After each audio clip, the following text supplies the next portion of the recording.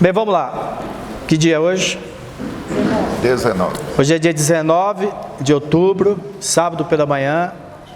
Nós estamos celebrando a festa dos tabernáculos aqui na comunidade, na igreja de Garanhuns. Está presente aqui irmãos de Salvador, irmãos de Recife, Juazeiro, Santana do Sobrado, Senhor do Bonfim, Montes Claros, Norberto e Adélia. Que bem, eu vou ministrar uma palavra que eu creio que é muito importante para nós. Eu vou tentar assim, ser bem objetivo e vai ser bem condensada. Tá? Peguem suas Bíblias, nós vamos ler vários textos só no Evangelho de João, principalmente no Evangelho de João. Durante esse período da festa dos tabernáculos, eu comecei a estudar um pouco mais o Evangelho segundo João, o Evangelho de João, e descobri umas chaves. Antes de começar a palavra que eu quero falar, eu quero que vocês abram em João capítulo 14. João capítulo 14, versículo 16. Preste atenção. Primeira coisa que eu quero que vocês entendam é o seguinte.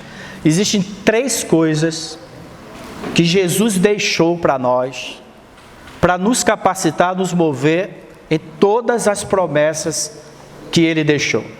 Mas Ele deixou 3 elementos, pelo menos 3 elementos, pode ter mais elementos, palpáveis, tá? Porque Ele ia voltar para o Pai. E Ele teve que deixar 3 elementos palpáveis aqui na terra, para que a gente desse continuidade à obra dEle. Quais são esses elementos? É fácil da gente decorar. O primeiro elemento, o Espírito Santo. Tá? Eu vou para o Pai e vos deixarei outro. Paráclito. A palavra consolador, em João capítulo 14, versículo 16 em diante, vai abrir na Bíblia, o Norberto vai ler aqui. Então, João 14, 16, não vos deixarei órfãos, desamparados, tristes, mas enviarei um outro Parácleto. A palavra pará é estar do lado, é aquele que está do nosso lado, e a palavra cleto significa aquele que nos estimula, que nos anima. Entendeu? Você está na cama, está sem fé, ele vem com a palavra e te anima. Ele lembra das promessas, lembra da presença do Senhor. Então ele anima a gente. Parácleto, aquele que está do lado para nos incentivar, para nos estimular, para nos capacitar a cumprir a obra. Em Romanos 8, o apóstolo Paulo fala que nós não sabemos orar como convém.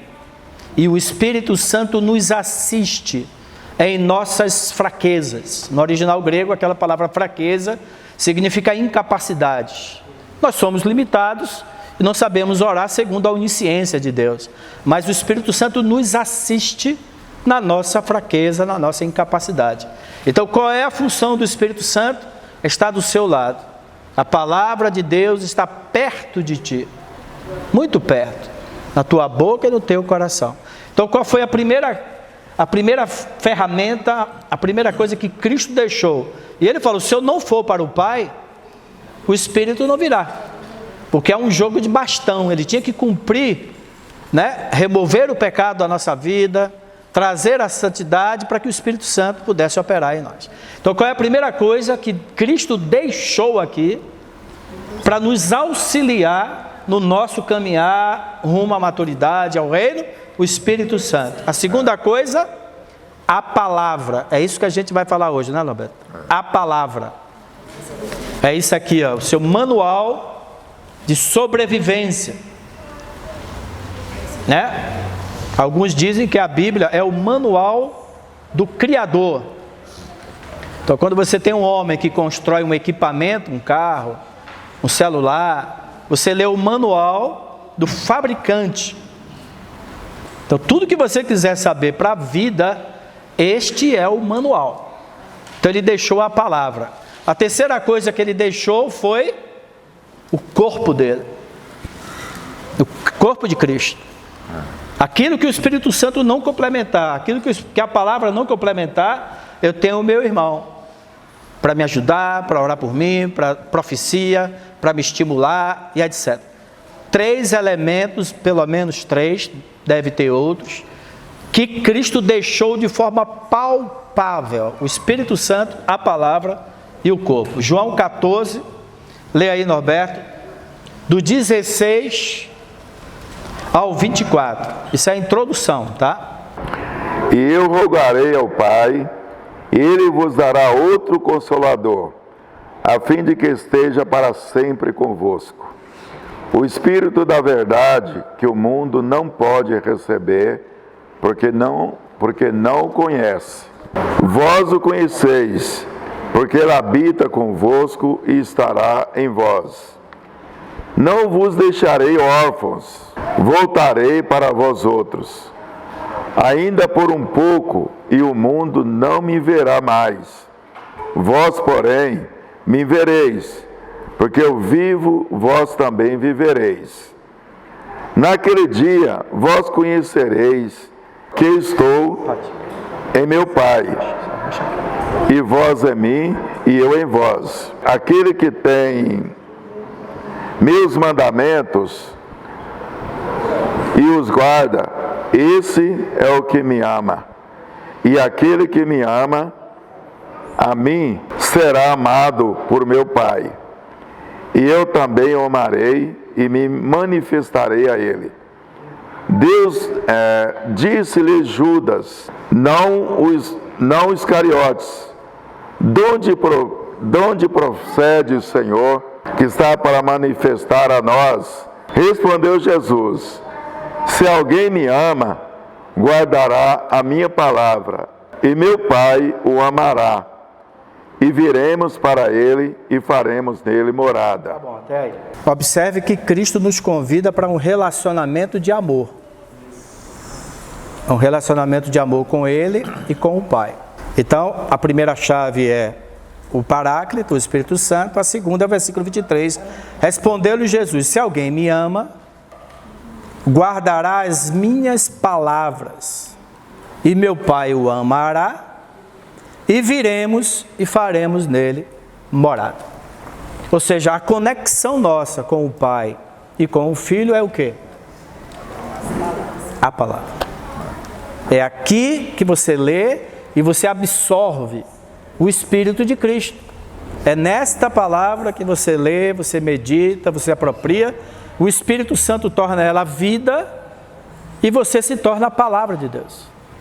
Ok? Então, 3 elementos. Nunca esqueça: o Espírito Santo, a palavra e o corpo de Cristo, que a gente não precisa falar, porque tem muitos ensinamentos a esse respeito. Tá bom? Agora vamos para João capítulo 1. Essa introdução ao Evangelho de João, versículo 1 ao 14, ele resume toda a história do plano de Deus para as nossas vidas. Ele começa no princípio e vai acabar lá na obra da cruz. Ok? A gente não vai ler todo, nós vamos ler apenas o principal aqui. Ó. Alguém tem a versão de King James aí? Acho que o Henrique, né? Vamos lá, João capítulo 1, versículo 1, fala assim, ó: no princípio era o Verbo, e o Verbo estava com Deus, e o Verbo era Deus. Tudo aquilo que nós temos em Cristo depende desta revelação. Se você não crê que Cristo é Deus, jamais você vai participar da vida eterna, da luz, da salvação e etc. Por isso que o apóstolo João, tanto no Evangelho como na carta dele, lá na carta ele fala assim: aquele que nós vimos, pegamos e testificamos, um Deus na carne. Porque se eu não creio que Deus veio em carne para me salvar, eu jamais vou crer que eu vou ressuscitar. Ok? Se você acha que Cristo veio em espírito e não sofreu, né? Como fala lá em Isaías, que estava lendo esses dias, né? Que ele sofreu, que levou sobre si, no seu corpo. Lá tem uma passagem de Pedro que fala assim: ele mesmo levou sobre si, no seu corpo, todas as nossas enfermidades. Se você não crê que esse Cristo veio e se tornou homem, jamais você vai crer que você pode se tornar divino. Por isso que quando ele participou da ceia, ele partiu o pão: esse aqui é verdadeiramente o meu corpo. Coma dele, você vai receber vida. Ok? Então como é que Deus iria me salvar da carnalidade, do pecado da carne, se ele não tivesse levado na carne dele os meus pecados? Existia um grupo na época dos apóstolos, eles negavam a encarnação do Verbo de Deus. Por isso que João começa o Evangelho tratando desse assunto e começa a carta, a primeira carta a João, primeira epístola de João, falando desse assunto. Ok? É muito importante que a gente tenha fundamento de fé. Por isso que ele fala: aquele que nós vimos, tocamos, comemos com ele, ele chorou, ele teve fome, ele teve sede, mas ele levou sobre si todas as nossas enfermidades. E fala em Hebreus que por causa disso, ele pode se compadecer das nossas fraquezas. Por isso que ele é um sacerdócio justo, né? Porque ele se tornou homem. Imagine um Deus que nunca foi homem, que não sente solidão, não sente tristeza quando a mãe morre, quando o filho morre. Que Deus ia ser justo? Então ele teve que vir a essa terra, sentir fome, sentir sede, ser traído, ser cuspido, ser maltratado, chicoteado. Aquele chicote, ele tinha pedaços de osso e de ferro. Quando ele entrava na pele, ele lascava a pele. Aparecia os ossos. Ok? Então a nossa dor não chega a 1/1000 do que ele sofreu por nós. Em Hebreus, né, fala que diz que ele passou por todas as circunstâncias, né, todo o sofrimento, toda a dor que o homem natural pode passar, para poder ele poder compreender o que é a nossa dor, né? Por isso ele se tornou o sumo sacerdote, né? Porque ele teve que passar por tudo pela mesma circunstância do homem, para que ele pudesse nos salvar. Ele pudesse nos apresentar diante do Pai, né? Como nosso sumo sacerdote, como aquele que nos defende, que está pronto para nos defender diante do Pai. Jesus, como o filho mais velho de Maria, perdeu o pai e teve que trabalhar para sustentar a mãe dele e os irmãos mais jovens, porque ele era o irmão mais velho. A Bíblia não diz com que idade Jesus tinha quando Deus levou José, mas ele começou o ministério dele com 30 anos de idade. José já era morto. Como irmão mais velho, ele aprendeu a profissão do pai. Jesus era carpinteiro, lembrando que carpinteiro naquela época não mexia só com madeira. Jesus era um pedreiro, construía casas, mexia com madeira, construía casas.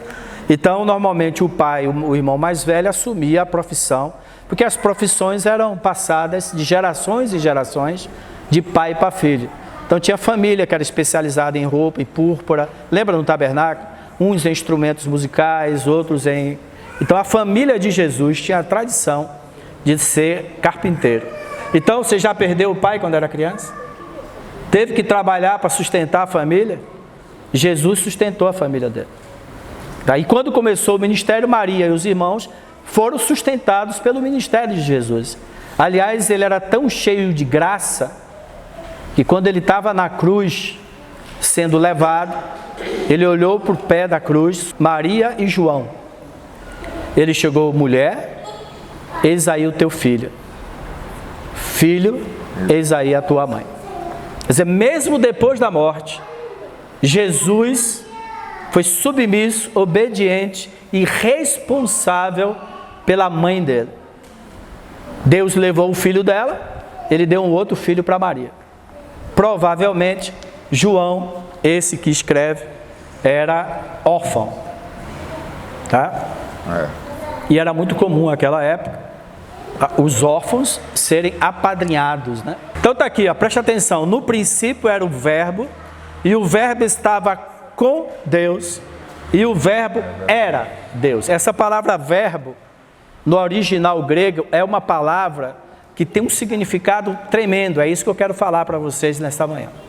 Essa palavra no original grego é a palavra logos. Fala aí, logos. Logos. No princípio era o logos. Observe que ele fala aqui, o logos estava com Deus e o logos era Deus. Isso aqui é muito interessante porque mostra que Cristo faz parte da Trindade. Ele estava com Deus e era Deus. Então ele não estava com apenas, mas ele era.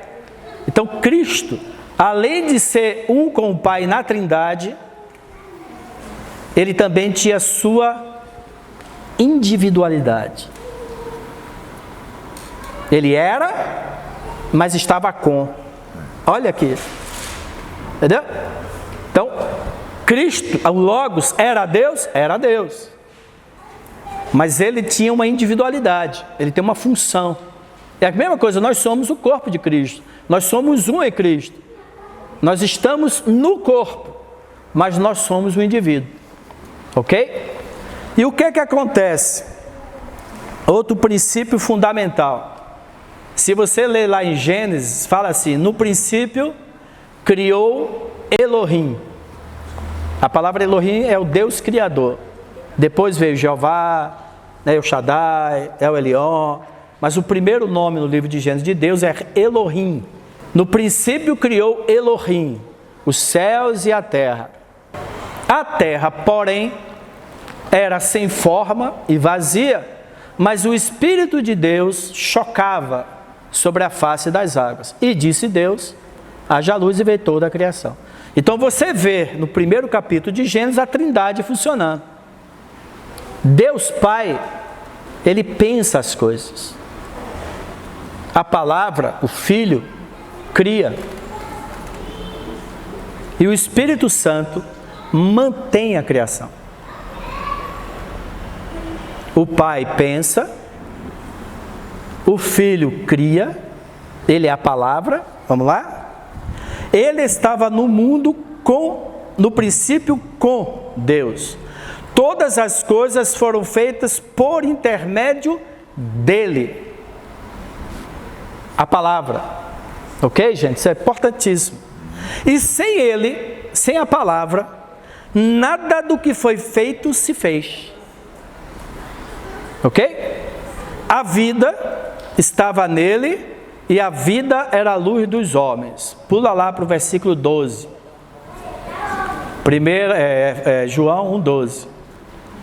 12 não, 10. É o outro texto que fala da palavra do Logos. Já já a gente vai entender melhor. Vocês vão se surpreender com o significado dessa palavra grega chamada Logos. Versículo 10 fala assim: e a palavra, o verbo, estava no mundo. O mundo foi feito por intermédio dele. Mas o mundo não o conheceu. Aqui está a maior frustração do amor. Veio para o que era seu, e os seus não o receberam. Já pensou? Você cria um filho, dá a vida por aquele filho, e aquele filho não te reconhece. Existe maior tristeza do que essa? É a traição do amor, né? Você cria toda, mas você não quer. Mas, porém, a todos quanto o receberam, deu-lhes o poder ou a capacidade de serem feitos filhos de Deus, a saber, os que creem no seu nome, os quais não nasceram do sangue, nem da vontade da carne, nem da vontade do homem, mas de Deus, o nascimento espiritual. E o versículo 14 é a chave. Ele fala assim, ó, e a palavra se fez carne e tabernaculou no grego. Olha aí. Entre nós, pleno, repleto de graça e de verdade. Cristo falou, as minhas palavras são a verdade, são a vida. Quando Jesus estava pregando na sinagoga, a Bíblia fala assim, todos se admiraram com as palavras de graça que ele falava. Essa palavra cheio no original grego é a palavra pleros. Pleros significa transbordante. Cristo transbordava de bondade. Ele curou a todos que chegou até ele. Ele curava sem perguntar nada. Vinha o cego, vinha o aleijado, vinha... Todos, a Bíblia fala, o livro de João enfatiza muito isso. Todos que vieram a ele, ele curou. O que é que a pessoa fez depois da cura? Não me interessa. Eu não vim julgar o mundo. Eu vim salvar o mundo. Todos quanto o receberam, deu-lhes o poder de serem filhos. Quem não o recebeu, já permanece no julgamento. Então não é função da graça, do amor, da palavra, porque ele não veio julgar o mundo, ele vai vir agora, no dia do Senhor. Ele veio salvar o mundo. Nós estamos na era, na dispensação da bondade de Deus. Ele fala lá em Lucas, quando ele abre o livro de Isaías, o Espírito do Senhor está sobre mim, porque veio com que finalidade? Curar, libertar e apregoar o ano aceitável do Senhor. Aquela palavra aceitável, no grego, significa o ano da bondade. Aproveite esse ano, esse tempo da bondade, enquanto as pessoas ainda podem ser salvas pela graça, pela bondade dele. Ok? Então ele era cheio, transbordante de bondade, de amor, de graça e de verdade. E vimos a sua glória, glória como do unigênito. Aí a Bíblia continua falando aí. Tá dando para entender? Tá bem calmo? Tá dando, Messias? Messias não puxa os olhos. O cara tem fome de Deus, né? O cara é vidrado. Eu quero aprender. Deu para entender? Simples. Agora vamos lá. Aí, Norberto, aqui tem uns textos, ó, você pode... Tá vendo? Colossenses, João.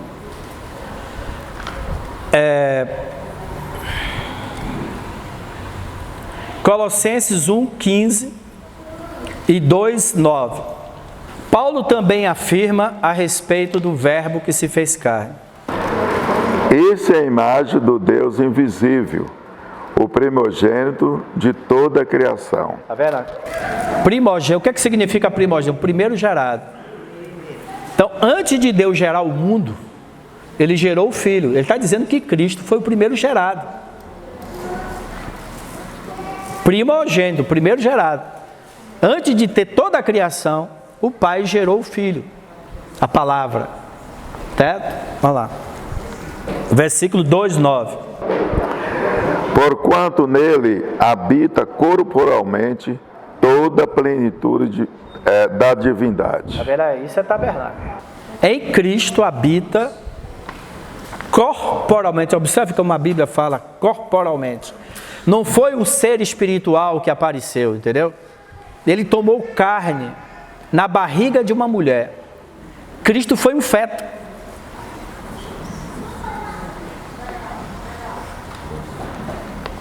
Cristo foi um bebê. Cristo aprendeu a andar. Cristo, Jesus, teve dor nos dentes quando os dentes dele nasceu. Então você acha que ele sabe o que é ser criança? Você acha que ele sabe o que é ser adolescente? Você acha que ele não sabe o que é ser um jovem? E ter toda a mudança hormonal? Gente, ele se fez carne. Tá? E fala lá em Hebreus, como, né? Nós não temos um sumo sacerdote que não possa se compadecer das nossas angústias. Mas agora nós podemos nos aproximar do trono da graça para socorro em momento oportuno. Naquele momento que você está do desespero, esse é o momento oportuno para a graça manifestar a bondade dele. O John fala que Jesus permite a gente ir até a beira do abismo. Já chegou, Elisângela, na beira do abismo? Só falta 3 anos para o Mateus se formar. Agora é plenitude. Hã? Agora está sendo plenitude, o abismo já passou. Ele foi criança, só não foi novo. Eu vim conversando com o Mateus ali 15 minutos depois da... Hã? Ele só não foi novo. Então aguenta firme aí que só falta 3 anos. Hã? Vamos lá? Então o próprio Jesus nos ajuda a compreender o que é ser a imagem do Deus invisível. Olha que coisa linda. A imagem de um Deus, porque Deus é espírito, gente. É invisível. Mas Jesus falou, vocês não creem, não? Que quem me vê, quem vê a minha bondade, quem vê minha palavra, quem vê meu amor, quem vê eu curando, quem me vê, quem vê a minha glória, entende a glória do Pai? Certo? Quando ele afirma, disse-lhe Jesus, Filipe, há tanto tempo estou convosco e não me conheceis? Quem me vê a mim, vê ao Pai. Como dizes tu, mostra-nos o Pai? Não crês que eu estou no Pai? E que o Pai está em mim? As palavras que eu vos digo, não as digo de mim mesmo, mas o Pai que permanece em mim, faz as suas obras através de mim. Olha que coisa linda. O livro do Evangelho de João é fantástico. Vamos passar para frente aqui agora. A origem da palavra logos. Já estou no meio da palavra. Preste atenção. O Novo Testamento foi escrito na língua grega.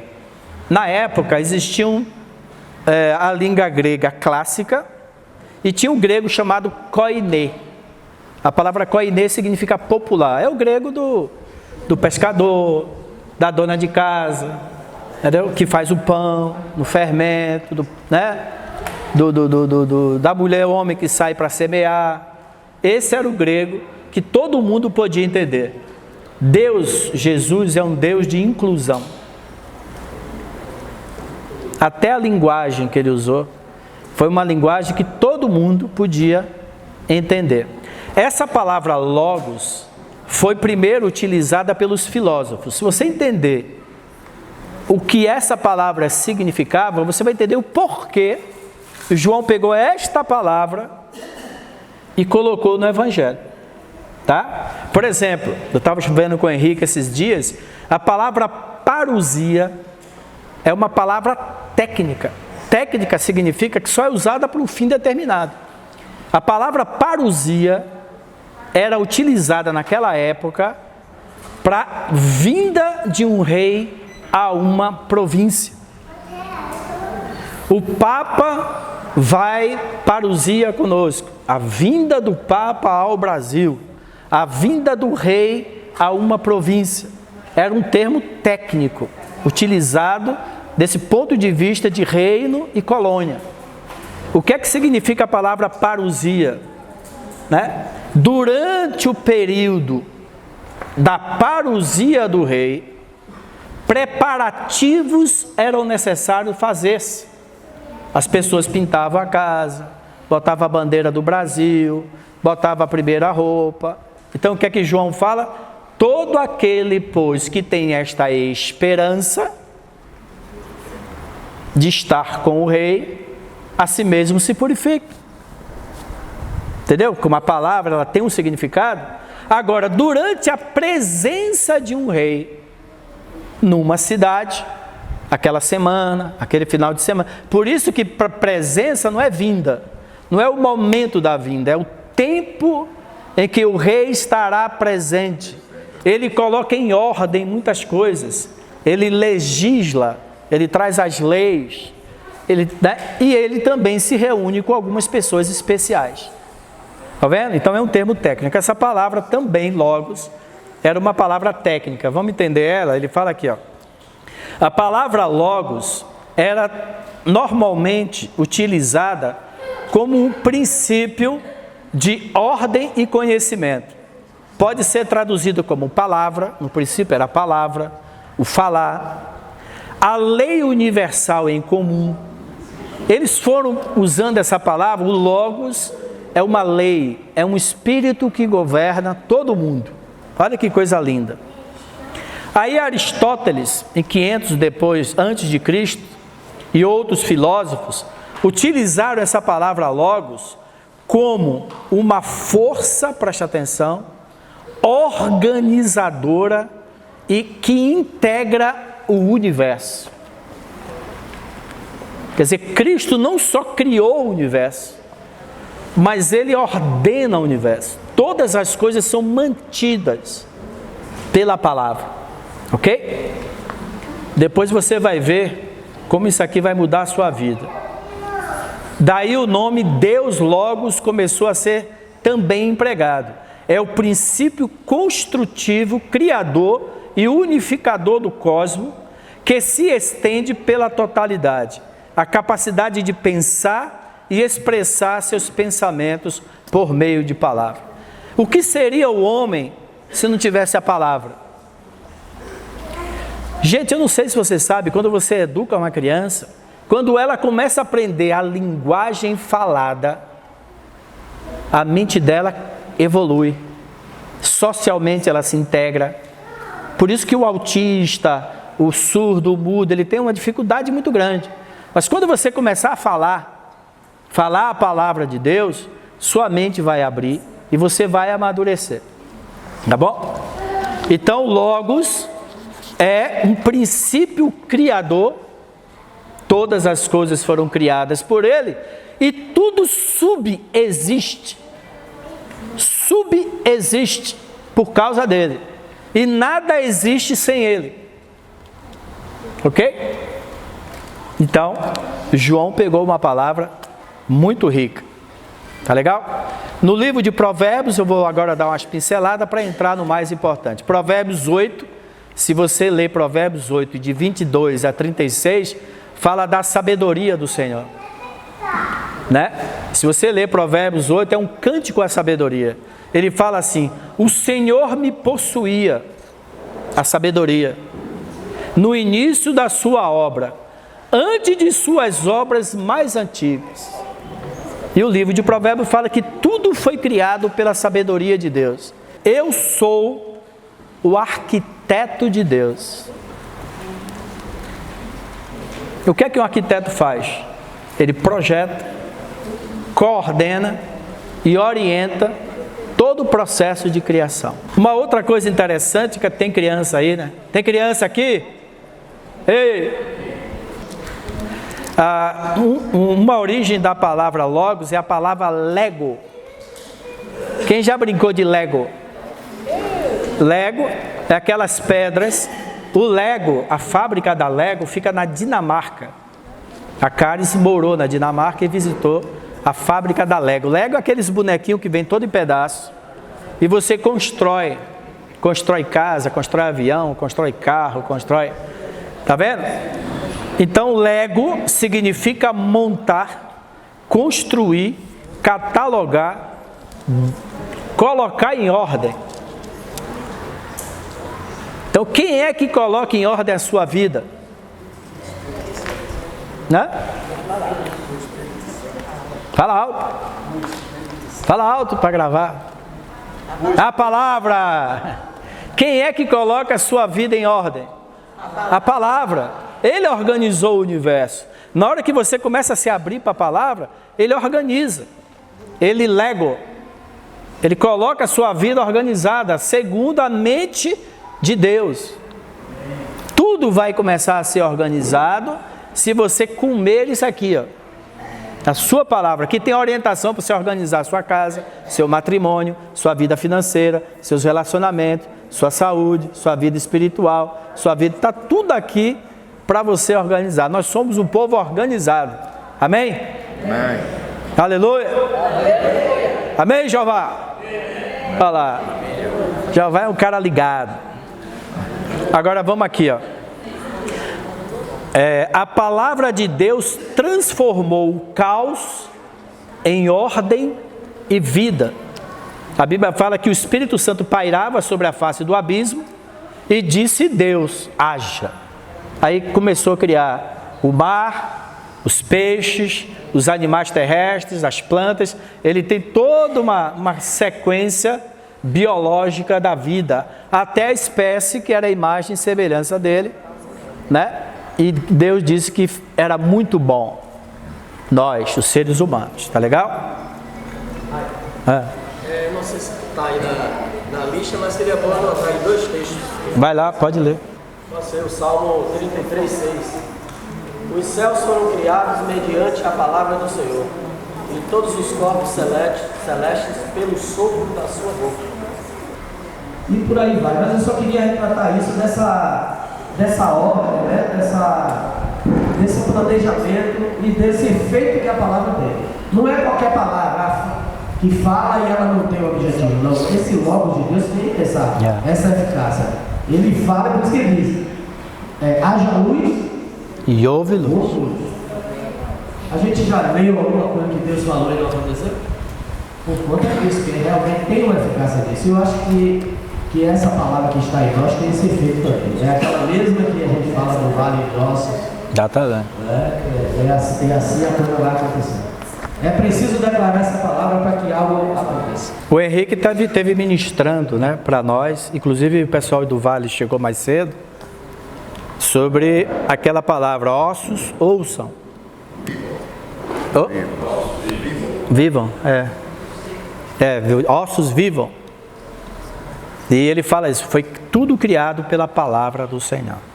Ok? Então preste atenção. Então a palavra logos significa uma força que criou todas as coisas, que sustenta todas as coisas e que ordena ou arruma todas as coisas.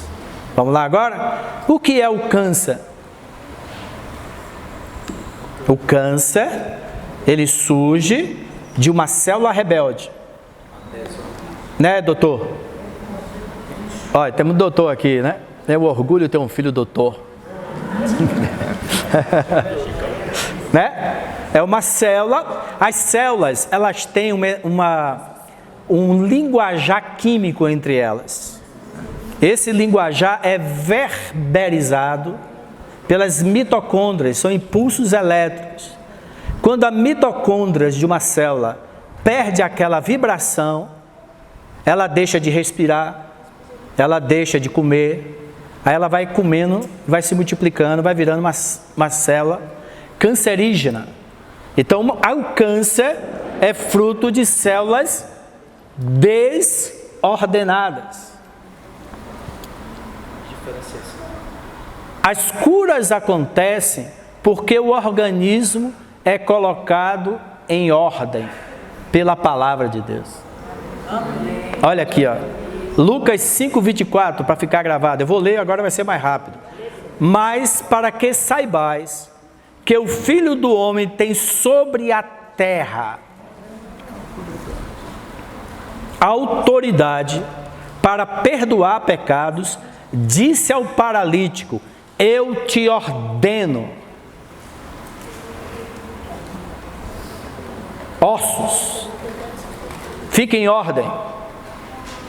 Está vendo? O poder da palavra. Aquilo que está em desordem, o que é uma doença, a não ser a desordem de um órgão, ou a morte de um órgão, no caso da cegueira, né, a audição. Eu te ordeno, levanta-te, toma o teu leito e vai para casa. Por uma palavra, Jesus curou o criado do centurião de Cafarnaum. Leia a palavra viva, fale a palavra de Deus, você é a biblioteca do reino, tudo, declare a palavra, declare a palavra, declare a palavra. Porque o verbo está se fazendo carne de novo. Paulo fala lá: vós sois a carta viva, escrita pelo nosso ministério. Nós temos a palavra.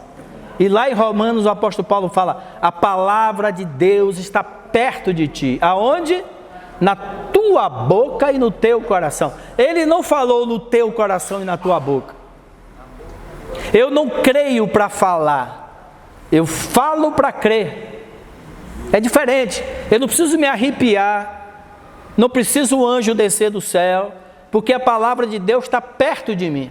O John fala assim, eu sinto a presença de Deus de forma tão penetrante, mais penetrante do que a pele da minha face. Ele dizia que ele sentia a presença do Senhor, como a presença do Senhor absorvia ele. Diz que quando ele ia ministrar a palavra, ele fala, a presença do Senhor me drena, me restringe, porque Ele é Senhor, Ele é soberano. Ouça aquela palavra na locução de Paulo Barreto. Muito bonita ela, está até no YouTube. Tá? Então fala aqui, ó, mas o centurião respondeu, Senhor, não sou digno de que entres na minha casa. Ele se sentiu um pecador e Jesus santo. Mas apenas manda com uma palavra e o meu rapaz, o servo dele, será curado. Pois também eu sou homem sujeito à autoridade. Tenho soldados à minha ordem e digo a este, vai, e ele vai. E ao outro, vem, e ele vem. Olhe como a palavra, ela desencadeia ações. Vai, e ele vai, vem, e ele vem, porque ele era consciente de que ele tinha autoridade. E ao meu servo, faze isso, e ele faz. Ouvindo isso, Jesus admirou-se e disse ao que os seguiam, em verdade vos afirmo que nem mesmo em Israel eu achei fé como esse. Tinha que ser um cara gentil.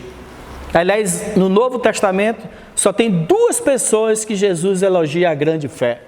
2 gentios. Sabe por quê? Porque uma das coisas que mais cega a nossa fé, sabe o que é? Sabe uma das coisas que mais cega a fé do homem, Jeová? Religião.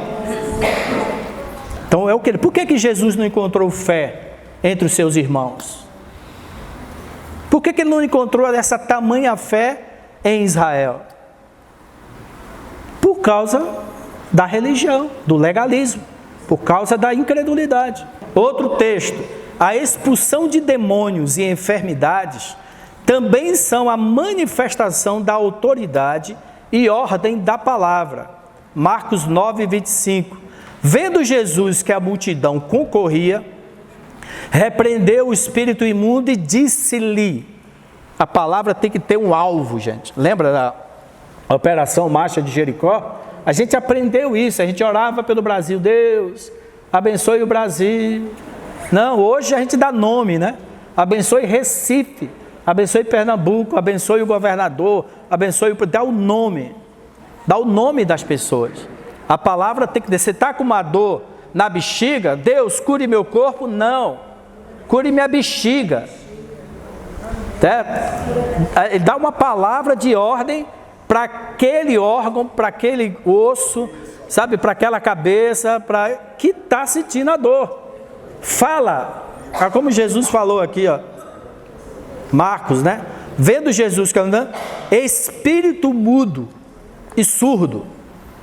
Você já leu Princípios Elementares de Doutrina? Tem 2 lições que falam sobre libertação. Libertação 1, libertação 2. O John fala que existem demônios. Cada demônio tem uma personalidade. Existe demônio de surdez. Existe demônio de ficar mudo. Existe demônio de rebeldia, de bebida. Lembra daquele jovem de Gezareno? A Bíblia fala que tinha uma legião de demônio dentro dele. Autoflagelo, demônio que joga a pessoa no fogo, demônio que de rebeldia, de vício. Cada demônio tem um espírito, tem uma personalidade. Então imagine que naquele jovem tinha 1000 demônios, cada demônio diferente do outro. O demônio da força, assim como Deus também dá força física. Espírito mudo e surdo, eu te ordeno, sai desse jovem e nunca mais tornes a ele. A gente já viu isso, a gente nunca viu isso aqui, né? Entendeu? Não vai voltar, porque ele tem autoridade para não voltar mais. 2 últimos tópicos. Tem gente que gosta quando está no final, né? Opa! Assim, a autoridade e palavra apostólica põe ordem na igreja. Uma palavra apostólica põe ordem em todo um curso de uma vida. Paulo fala, 1 Coríntios 7,17, Tito 1,5 fala assim: ande cada um segundo o Senhor lhe tem distribuído, cada um conforme o que tem chamado. Cada um conforme Deus o tem chamado. E é assim que eu ordeno em todas as igrejas. Em Tito, o apóstolo Paulo deixou Timóteo em Creta. Ele fala assim: por isso eu te deixei em Creta, para pôr em ordem todas as coisas, estabelecendo presbíteros, estabelecendo diáconos, estabelecendo músicos, professora da escola do reino. Você vai ordenando, colocando o exército em ordem, tá? E para encerrar, ó, quando recebemos a palavra de Deus, ela coloca toda a nossa vida em ordem. Mesmo que no início comece produzindo um caos, né? E às vezes começa, porque às vezes você tem que desfazer para depois ordenar. Não é assim? Se uma coisa foi feita errada, né, malta? O que é que você faz? Primeiro você desordena tudo, mistura lá as peças, e aí você começa a construir uma nova história. Tá legal? Por isso que muitas vezes, quando a pessoa está no processo de conversão, a vida dele vira uma bagunça. Tem gente que acha que é assim, né? Pô, eu me converti, e depois que eu me converti, eu nunca tive tanta batalha, né? Entendeu? É Deus quebrando os laços, entendeu? É Deus... Hã? Por isso tem que quebrar os laços. Então, primeiro Deus vai desorganizar o passado, o que está errado, para depois organizar. Então, Hebreus 4:12 fala assim: porque a palavra de Deus é viva e eficaz, e mais cortante do que qualquer espada de 2 gumes. O John diz que essa espada é a espada do sacrifício. O contexto aqui é o sacrifício do animal. Ela era uma espada de 2 gumes, corta de um lado e corta do outro. Corta de um lado e corta do outro. E penetra até o ponto de dividir alma e espírito, junta e medula. A junta e a medula são muito colados. Então, quando o açougueiro, o sacerdote, ia preparando, né, o animal ali, separando o rim, o fígado, o baço, né, as juntas, as medulas, as carnes mais gordas era para o Senhor, ele vinha com a faca, tá? E assim, você já sentiu essa faquinha de Deus vindo bem afiadinha, lá naquele cantinho assim, ó, tirando, né, quebrando? É assim a palavra de Deus. E é apta, quer dizer, capaz, para discernir os pensamentos e propósitos do coração. Amém? Então, no princípio era a palavra estava com Deus, mas a palavra era Deus. Todas as coisas foram criadas por Ele, e nada do que existe foi feito sem Ele. Então, Ele não só cria, como Ele sustenta, como Ele ordena todas as coisas. E o verbo continua se fazendo carne. Gente, abra sua boca com uma palavra e declare a palavra. Como o apóstolo Paulo falou, eu não tenho que sentir para falar. Lembra Moisés lá? Moisés, por que você clama a mim? Por que você clama? Ele sabia, tinha um mar na frente, Faraó com seus carros, que naquela época eram carros de ferro, né? Com lança. Como é que você ia enfrentar um carro daquele? Lembra aqueles carros de Faraó? Com um cavalo, você embaixo, cavalo alto, aquele carro, o cara cheio de lança.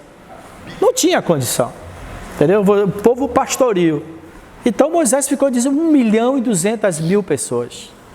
Idosos, crianças, em 1.200.000 pessoas deveria ter mulheres grávidas, né? Grávidas de 8 meses, grávidas de 3 meses, idosos. Só que a Bíblia tem um versículo lá, é um salmo que fala assim: não havia um doente. Tem um salmo, 1.200.000 pessoas. Não havia entre eles um doente. Então tinha gente de 100 anos, 110 anos. O próprio Moisés, né? O próprio Moisés tinha 80 anos naquela época. E a Bíblia fala que não tinha um doente. E lembrando que eles trabalhavam o dia inteiro debaixo de sol, com barro, palha, 12 horas por dia, mal alimentado, e não havia um doente. Eles estavam debaixo das asas do Senhor. Fala lá em Êxodo: como eu vos tirei debaixo das minhas asas e os trouxe a mim. Eles estavam debaixo das asas do Senhor. Faça um estudo bíblico para você entender o que é que significa asas. Fica aí a lição de casa. O que é que significa essas asas? Ó Jerusalém, como eu gostaria de recolher você debaixo das minhas asas, da minha proteção. Não havia um doente debaixo das asas do Senhor. Mas depois do Monte Sinai, morreu 3.000. Mas vamos ficar de pé? Vamos declarar a palavra? Nós somos inteiramente libertos. Qualquer condicionamento, qualquer sentimento, qualquer memória que nos restringe, que nos inibe de andar na perfeita vontade do Senhor. Nós somos livres. Nós declaramos uma palavra do Senhor. As minhas memórias são curadas. Eu tenho a mente de Cristo. Eu tenho a santidade de Cristo. Eu declaro isso. Eu crio o meu irmão. Eu ordeno a vida do meu irmão pela palavra do Senhor. Meu irmão, minha irmã, a partir desse encontro, toda a sua vida financeira, emocional, saúde, relacionamento, são alinhados à perfeita vontade do Senhor. Nós declaramos. E depois de ouvir. E entender. Esta palavra. Não há mais medo. No povo de Deus. Porque Ele é fiel. A sua palavra. Temos fé. Suficiente nesta palavra. Amém. Temos consciência que sobre nós repousa o Espírito, a palavra de vida e não de morte. Nós criamos neste dia, pela palavra, o dia do Senhor, o dia do Espírito, que trará a libertação dos filhos, da criação, em nome do Senhor Jesus. Amém. A sua palavra, Espírito e vida. Neste dia, eu recebi uma nova vida pela palavra do Senhor. A sua palavra criativa me muda a minha vida. Em nome do Senhor Jesus. Amém. Nós nos tornamos a palavra de Deus na terra. Senhor, vem tabernacular. Vem fazer carne na minha carne. Eu te expresso na tua autoridade na tua autoridade, pelo teu Espírito. Eu tenho o fôlego de vida e ordeno todas as coisas pela palavra do Senhor. Amém. Eu declaro que eu sou a boca de Deus aqui na terra para trazer uma palavra que cria, que faz acontecer, que traz vida e traz plena libertação a todos aqueles que a ouvem. Amém. Coloque as mãos sobre a sua cabeça. No nome do Senhor Jesus, a palavra de Deus que me criou, eu ordeno ao meu corpo, haja ordem, haja harmonia em todos os meus órgãos, nos meus pensamentos e até da minha alma com o meu espírito. O meu espírito está sujeito não às minhas emoções, mas à minha vontade. Os meus ossos são ordenados. Cada órgão do meu corpo, meus olhos, meus ouvidos, todo o meu ser é recriado nessa ordem do reino, no nome do Senhor. Amém. Bem, eu não queria assim declarar uma palavra, né? Mas eu queria só lembrar. Às vezes assim mesmo a gente vem para um encontro, a gente se prepara e é natural que haja uma organização. Que hora vai ter a reunião, que hora vai ser isso, aquilo, isso é comum. Mas as palavras que estão sendo ministradas nesse encontro, elas não foram pré-organizadas por nós, mas pelo Senhor. Eu estava observando como, desde a primeira ministração, como o Senhor tem dado ênfase à sua palavra, a essa palavra que põe em ordem, a essa palavra que cria, a essa palavra que organiza, que harmoniza desde o nosso espírito, a nossa alma e o nosso corpo. Que até assim, o momento que Deus permitir, que você assim mesmo a cada reunião aproprie dessa palavra por fé. Aproprie dessas ministrações, porque ela tem saído direto da boca de Deus para o seu povo. Eu tenho a plena convicção de que pela palavra do Senhor, todos que aqui estão nesse encontro serão mudados, transformados, abençoados, curados, sarados pela palavra do Senhor. No nome de Jesus. Amém. Vamos adorar o Senhor e partir, ó. Você vai chegar para o seu irmão, para a sua irmã e falar: olha, eu te cubro dessa graça. Ele era a palavra, se fez carne, habitou entre nós, cheio de bondade e de vida, verdade, graça e verdade. Eu declaro saúde para você, declaro o fim de toda a limitação, de todos os laços. Você é livre para caminhar no Senhor. Se o Filho vos libertar, verdadeiramente sereis livres. Amém? Vamos adorar o Senhor e abençoar uns aos outros. Amém. Também eu quero declarar uma palavra. Ainda antes. Vai lá. Calma. Eu estava me lembrando aqui de Adiel. Ele falava muito sobre autoridade. E nós temos essa autoridade. O Pai nos deu essa autoridade através de Jesus lá na cruz. Amém. E nossas mãos são ungidas com essa autoridade nesse dia.